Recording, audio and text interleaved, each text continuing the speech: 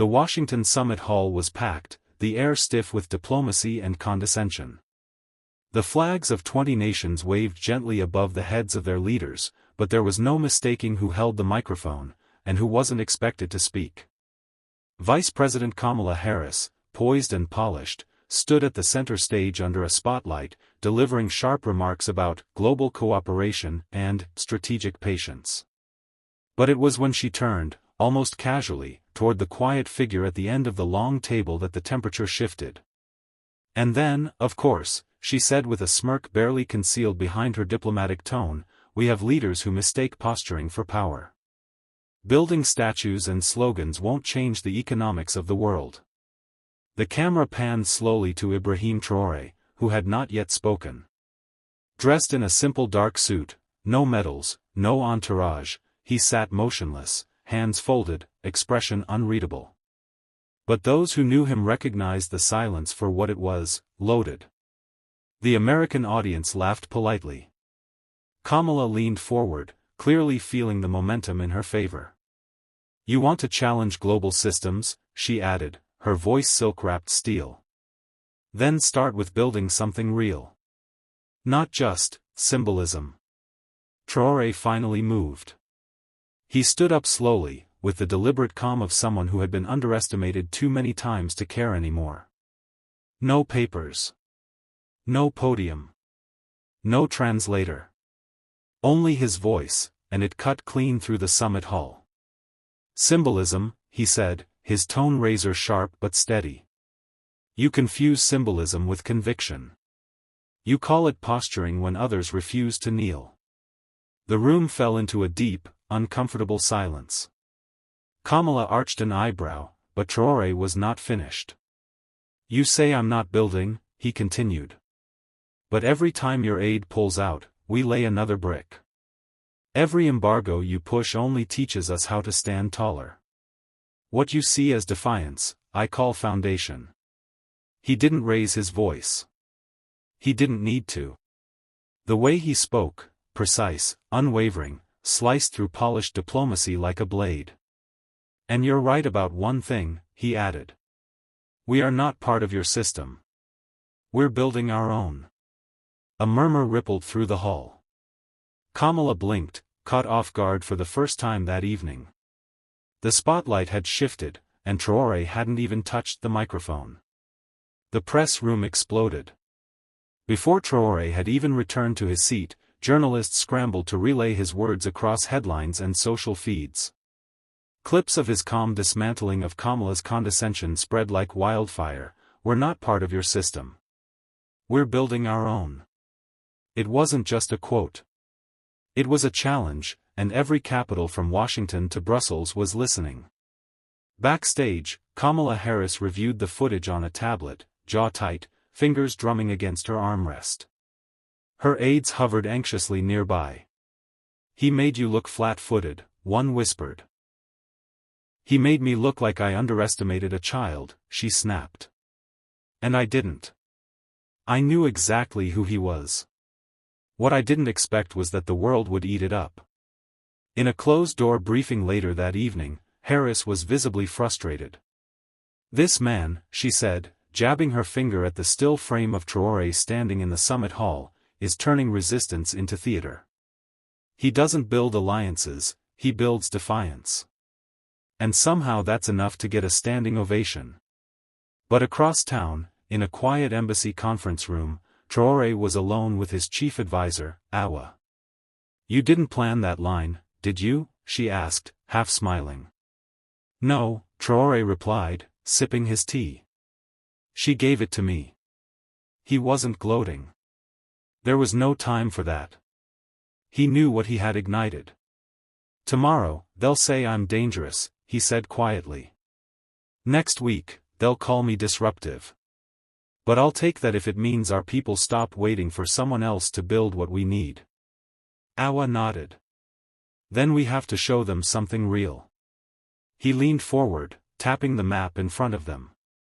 It showed the Sahel, the lifeline of the region, scattered with flags representing new community irrigation zones, solar fields, tech incubators, initiatives already in motion under Traoré's direction.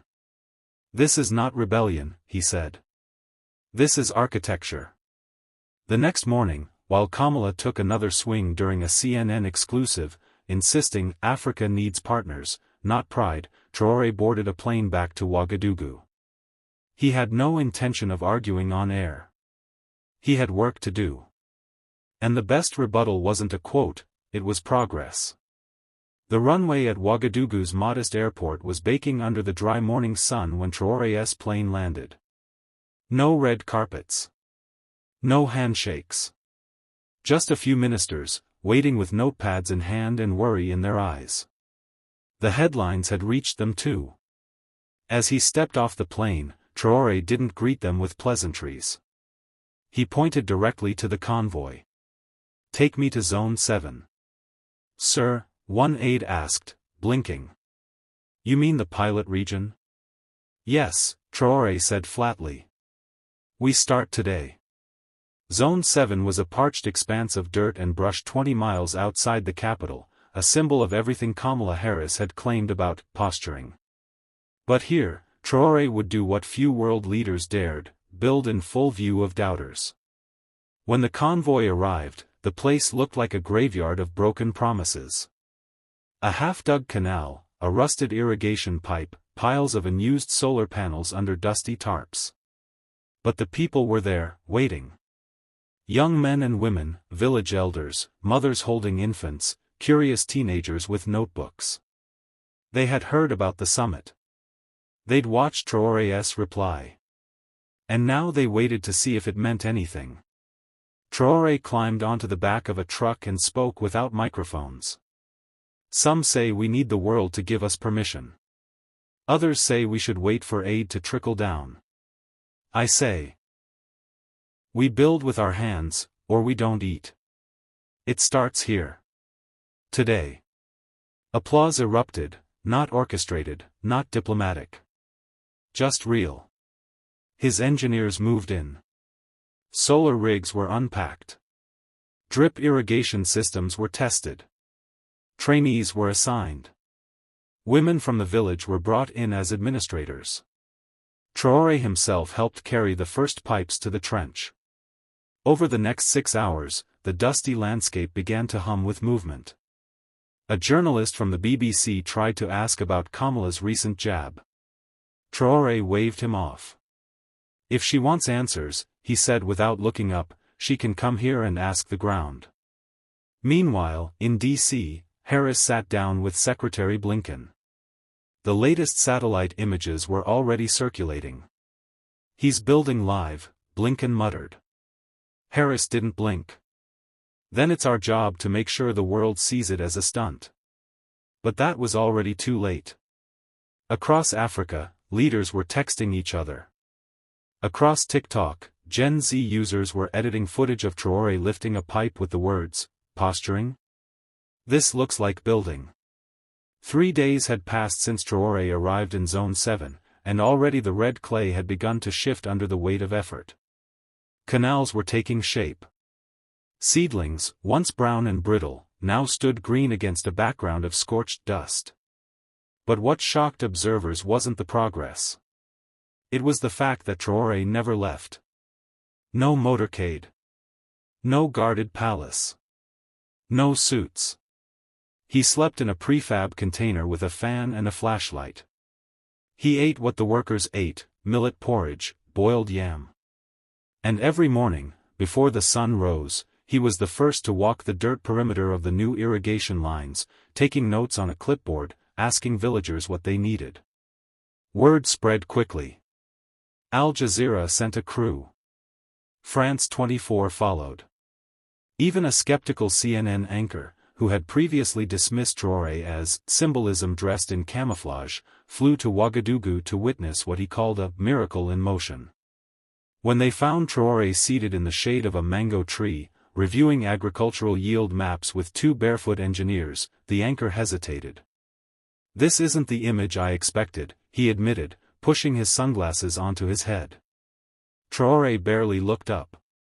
"That's because you've spent more time watching palaces than fields." Meanwhile, back in the U.S., Kamala Harris was under increasing pressure. A Senate subcommittee asked for a formal briefing on Burkina Faso. Congressional aides whispered that the vice president's remarks had accelerated Traoré's global popularity. And then, a bombshell report dropped.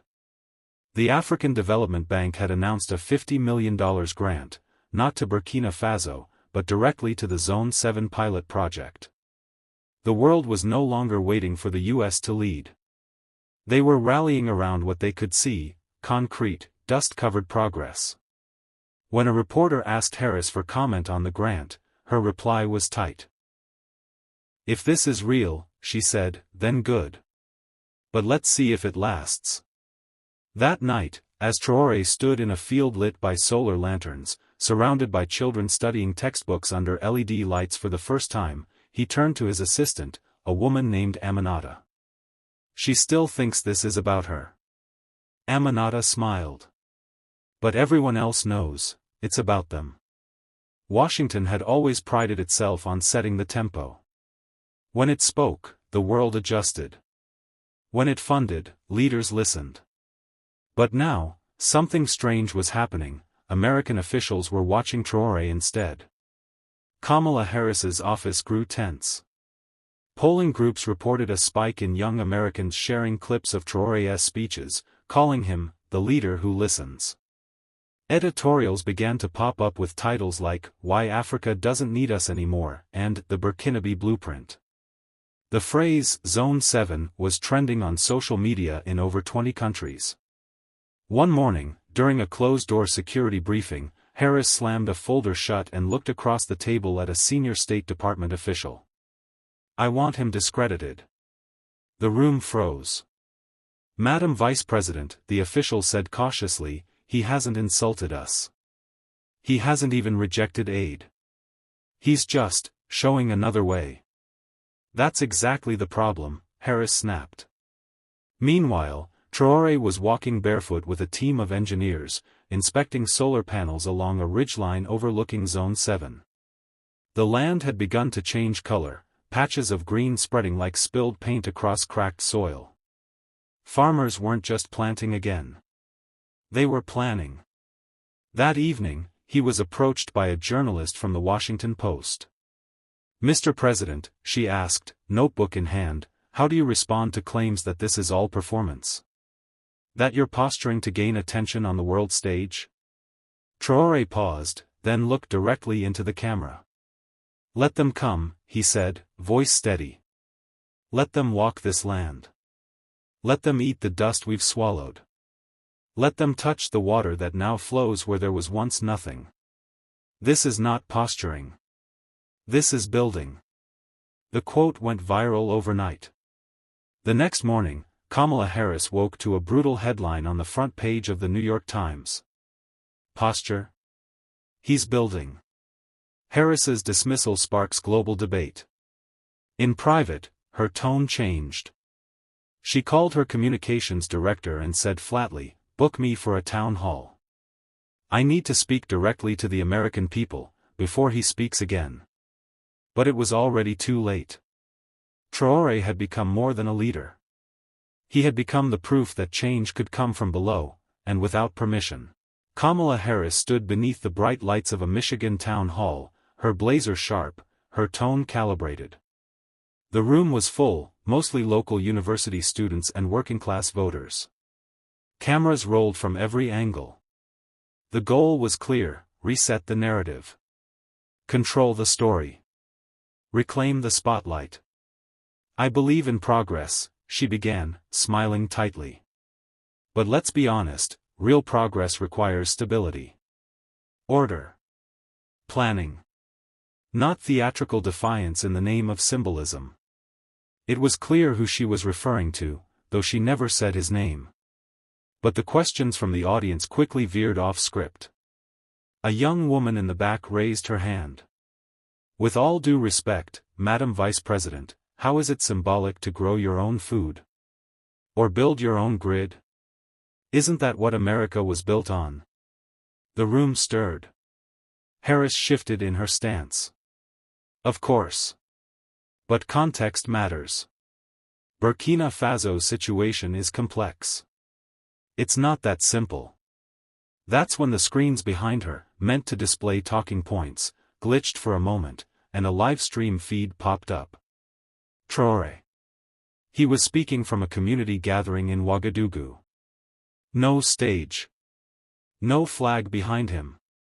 Just people. He wasn't aware he was being broadcast in the US. But someone had switched the feed. We were told for decades that we needed permission to dream. That growth had to be managed from abroad. We listened. We obeyed. And we stayed hungry. He paused, then looked around at the villagers. No more. The town hall in Michigan fell eerily silent.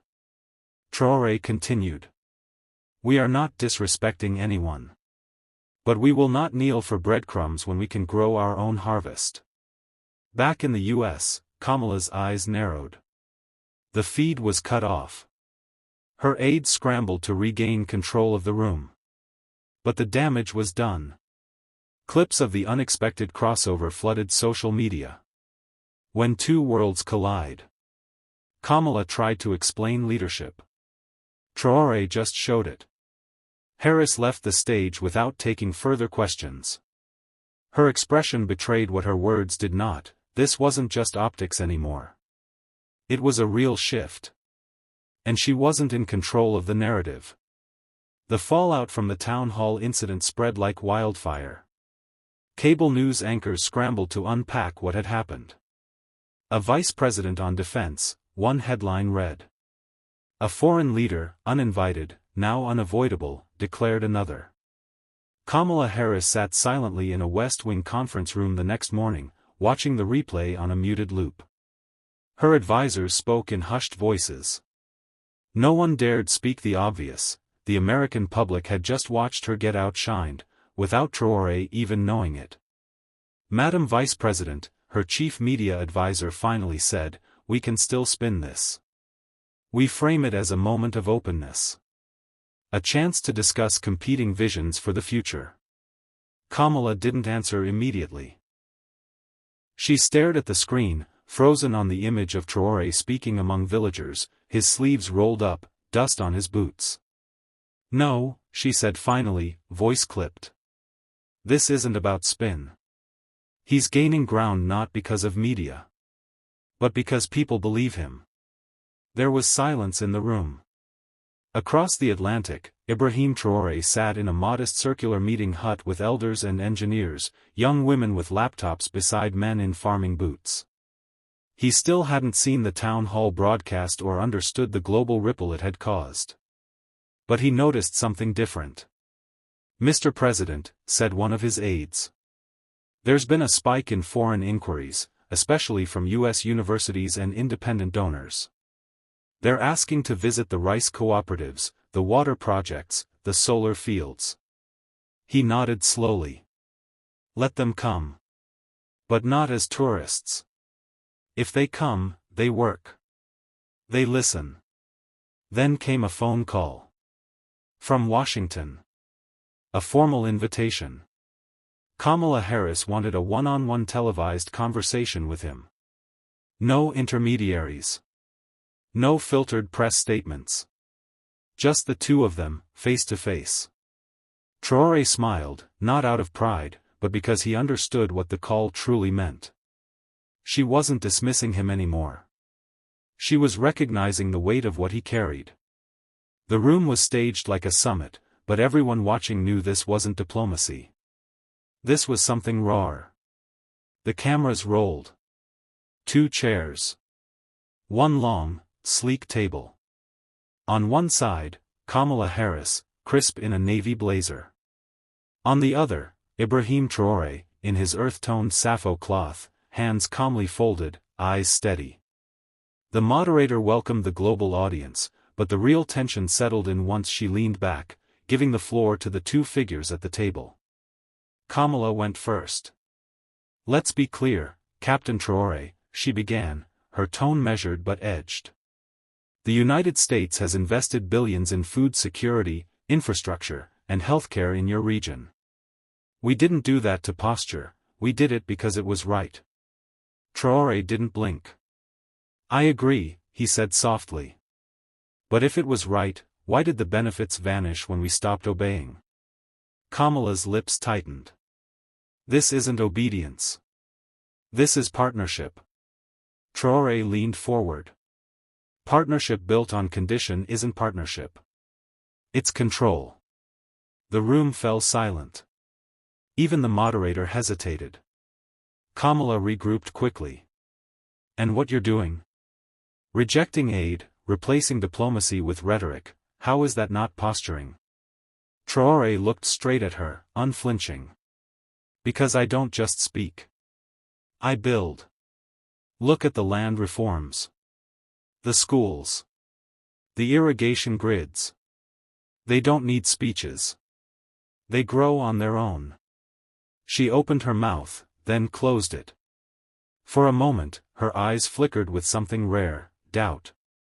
The audience watching from living rooms, cafes, and offices around the world was glued. On social media, the debate exploded. Hashtag Traoré versus Harris. Hashtag Real Leadership. Hashtag Africa Speaks. In Atlanta, a young black student tweeted, Traoré isn't just defending Africa, he's redefining power. Back in the studio, the moderator finally broke the silence. Madam Vice President, would you care to respond? Kamala forced a smile. I think the captain believes in his vision. Let's just hope it lasts. Traoré didn't smile back. Let's just hope it spreads. The debate had ended, but its shockwaves were just beginning. Within minutes, clips of Traoré's calm rebuttal flooded social media. Millions watched the moment he said, let's just hope it spreads, and rewound it again and again. It wasn't just a line, it was a declaration of intent. In Dakar, students gathered in university halls to watch the replay, cheering like they were watching a football final. In Baltimore, a podcast host declared, this wasn't just a debate, it was a shift. You could feel the axis tilting. Traoré returned to his hotel quietly, without an entourage. Marie walked beside him, phone in hand, flooded with updates. Sir, the BBC just ran a headline, Traoré stuns Harris in live debate. Anne. CNN called it a paradigm challenge. He gave a faint smile. Let them call it what they want. Our people know what it was. Meanwhile, in Washington, Kamala Harris sat in her private quarters with her team. Her advisors tried to spin the outcome, drafting statements and counterpoints. But she interrupted them. No, she said firmly. Let it settle. If we argue now, we look threatened. One aide hesitated. But Vice President, it looked like he won. Kamala didn't respond. She stared out the window, jaw clenched. Elsewhere, Traoré's message took root. Leaders from Kenya, Ghana, and even Caribbean nations began requesting private meetings.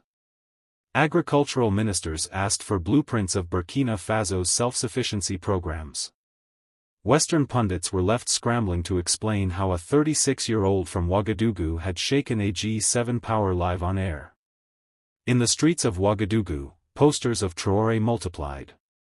Not because the government printed them, but because local artists did. One mural showed him standing tall beside a broken chain, with the words, "We're building." A young girl named Aisha, watching the debate with her father on a flickering TV, turned to him and said, "Papa, I want to be like him." Her father, eyes glassy, nodded slowly. So do I. The next morning, Traoré stood before a packed room at the African Union headquarters in Addis Ababa. Delegates from across the continent sat in tight rows, murmuring with anticipation. Cameras buzzed. Reporters whispered. Everyone was waiting for what he'd say now, after the debate that had left half the world speechless. He stepped up to the podium, not with the swagger of a man who had just bested a global figure, but with the poise of someone who knew that words were bricks, and he was still building. I did not come here to win arguments, Traoré began, his voice steady. I came here to make something. He let the silence work, then added, we have spent decades reacting to the world. Apologizing. Explaining. Pleading. But now, we create. The room sat frozen. You could hear breaths being held. Kamala Harris, watching the broadcast from Washington, leaned forward. Not out of anger, but out of something closer to respect. She had misjudged him. She saw it now. Back in Addis Ababa, Traoré walked away from the podium and down to the audience. He pointed to the delegates, one by one. You, he said to a representative from Sierra Leone. Your nation invented community healing models after war. The world copied them. He turned to another. You, Senegal. You developed solar energy grids with no IMF loans. No press coverage. But you did it. He looked across the room. We are not waiting to be saved. And we will not posture. Not anymore. Because the world doesn't need our obedience, it needs our example. The room erupted. It wasn't applause, it was thunder. African leaders rose from their seats. Some clapped. Others wept. But all felt something crack open. Something old, brittle, and long overdue. Later that day, Traoré stood at a construction site outside Ouagadougou. Children gathered around him as engineers laid bricks for a new research center. One boy asked, "Mr. President, is this the building you talked about on TV?" Traoré knelt and smiled. "No," he said. "This is just a start. The real building happens inside you." As dusk fell, he walked back to his car with dust on his boots, blueprints under his arm, and no cameras in sight. No posturing. Just building. They said he was posturing. Just another symbol. A fleeting face in the wind. But Ibrahim Traoré didn't raise his voice to impress anyone, he built. While others debated, he dug trenches. While cameras searched for drama, he planted foundations. And when the world finally looked his way, he didn't shout, he pointed to what was already growing. In a world flooded with noise, he chose work. In rooms where leaders posture, he builds. And now, across continents, across generations, his message echoes in silence louder than any podium ever could.